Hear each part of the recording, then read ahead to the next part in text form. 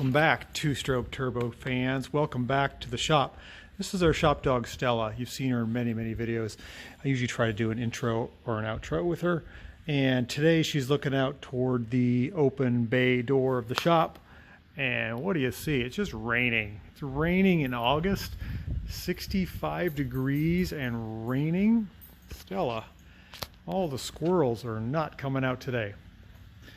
But we're working on cars. We're happy. We're very blessed to have tons of work. We are working on a British built for the Canadian market BMW Isetta. And what are we doing? We're trying to make things better for this guy. So this is a beautiful little bubble car. It is British built, so it's got some unique little features, and one of them is the gas valve. This is the gas valve. This is a German gas valve on a British built Isetta. It's supposed to be brass. It's very unique feature that sometimes fails, and the brass ones are just unobtainium. So the one that was on here was similar to this. It was a motorcycle valve, and it wasn't working. It was always leaking. In other words, the carburetor was always overflowing. It was causing all these stains, causing some of the paint to peel on his engine, and it's dangerous. It's flooding his garage with gas and gas fumes, so we got to fix that. I took the old one out and it was completely full of crud. It wouldn't shut off, so I put a new one in. But the problem is, this is German. It's not the correct British one, so I had to make an adapter, but the adapter is all wonky and you can't tell when it's off and when it's on. So this is no bueno. I hate to do it, but this is the British rod and a German valve, and I've got to make it work. So I've got to take this off and weld something up, make it solider. It's just too vague. Like when you turn the valve, like look how much play is in that. It's not going to work. So I'm bummed that I got to kind of hack together this guy's car, but that's what we decided on. This will work if I can make that more reliable and more secure and more responsive. So I'm pulling out the rod. I'm going to see if I can make something work and make this guy happy. And it won't win concourse, but it will function and be safe. And safe is never overrated. You don't want fires. Okay, so I welded together a little adapter. This is my attempt at joining a British rod to a German fuel valve. It's kind of rough, but I think it's going to work. The rod goes in here, it gets pinned, and then this goes into the valve, so it extends it by a couple inches. Okay, so we spent some time with a welder, a grinder, a tubing cutter, and we manufactured a little extension. Look how tight this is now. It's very precise. It feels very original. Like I have that much play versus like probably, I don't know, 30 degrees, what it was before. So now the valve is in the off position, and when I turn it on, I should be able to see by my fuel filter here when it's actually on, off, and reserve. It's imperative that this works well, otherwise you can cause a fire by dripping gas and forgetting. You can also do that by leaving your gas valve on, but if you turn it off and it still leaks, that's really bad. I think we're going to save this little guy.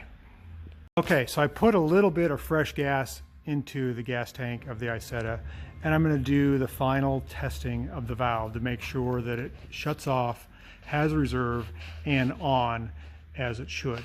So I've got the gas line right here coming from the gas valve. It's not connected to the carburetor. You can see the nipple is unconnected. And what I'm going to do is I'm going to reach up in here and I'm going to simulate turning the gas on. So that way, headed north is the reserve, straight up and down is off, and this way, headed south, is on. Now I've only put in a gallon of gas, so reserve is going to be much stronger than off. So it's in the off position now. I'm going to turn this, I'm going to flip it to the left, watch here. Okay, so it's on reserve. Oop. Reserve is shooting out just like it should. And now I'm going to turn it back to off. Come on, baby. Come back to off. There we go. So it comes down to a dribble. Takes a second for the line to empty. Now I'm going to go to on, and it's not going to be as strong because I don't have a lot of fuel, and I'll show you how that works in a second. Okay, so I flipped it to the south all the way, and we're going to get a little bit of a dribble. Yeah, not much, as I suspected, because I'll show you how that valve works. There's got to be a certain amount of level of fuel in the tank. So I'm going to go back to off, and I'm going to grab the old valve and show you how it works. Probably take it out of the package so you can see it a little better here. Sorry about the delay, but I want this to be a high quality video. Okay, so we have the old gas valve. You can see it's had a ton of crud down in there. This is the reserve, and this is on. So your fuel level's got to be above this tube, this spigot tube, for it to be on. When it gets below that, the car will run out of gas. You turn it to reserve, and then it can draw this amount of fuel here. And off is the middle. So this is what a valve looks like. These were not reproduced for the longest time. And I can probably save this one. It's just completely gummed up full of rust. So there you go. We're going to make this guy happy. No more drips in his garage. No more gas fumes. No more danger. No more chances of it catching fire. That is, if indeed he reaches behind the seat and turns it off. The shop dog is just not sure of all the things we do here in the shop. She's wondering why we just don't pet her more. Oh, you're a cute puppy. Okay, we're ready for the final test on this BMW Isetta, and that is we've got to get the fuel level above the on mark to test to make sure that it does. I'm pretty sure it will. So we're going to pump some fuel into our Isetta, get another couple gallons in there, and get this fuel level above this. Right now I think it's right about here, so we need a gallon or two.